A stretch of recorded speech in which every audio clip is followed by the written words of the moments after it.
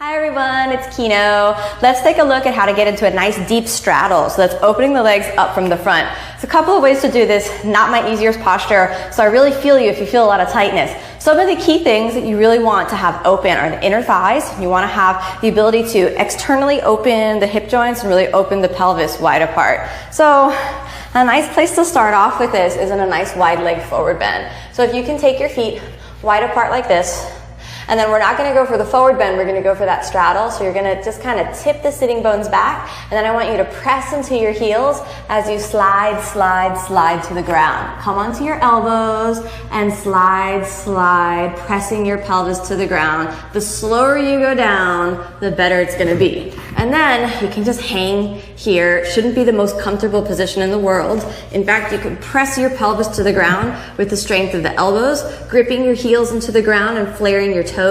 You should feel a little extension through the spine.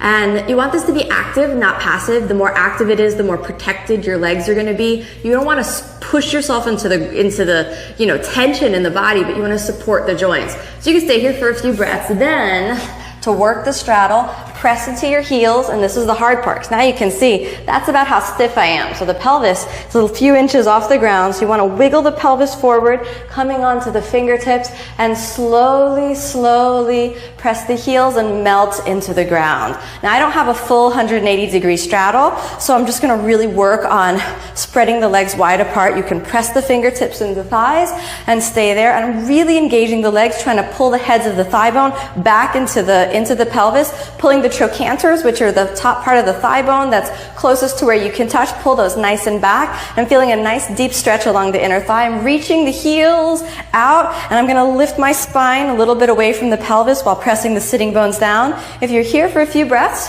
and you feel all right, you can pick the pelvis back up, move it forward, and then slowly sink into the ground. And that should be pretty intense. Now, if you really want it to get nice and burning deep in the thighs, we can go forward, forward onto the elbows. And I'd recommend being as comfortable as possible here, maybe just taking your hands under your chin. When you're even more comfortable, all the way down, and then you can come all the way back up. I wouldn't recommend pushing that too much, so it's more like you want to melt into the floor. Now, if you want to work side to side, the other thing that you can do is lean to the side, reach over, and then the other side, lean to the side. And I really like this to come from the pelvis rather than from the ribs. Lean to the side and reach over. And one last time, we're going to take it forward and press the pelvis into the ground, opening the thighs. And after you've reached your maximum limit, hands in prayer, gaze at your nose, 5 breaths, and then you're done. And that's how to work with a nice deep straddle. Thanks so much for watching.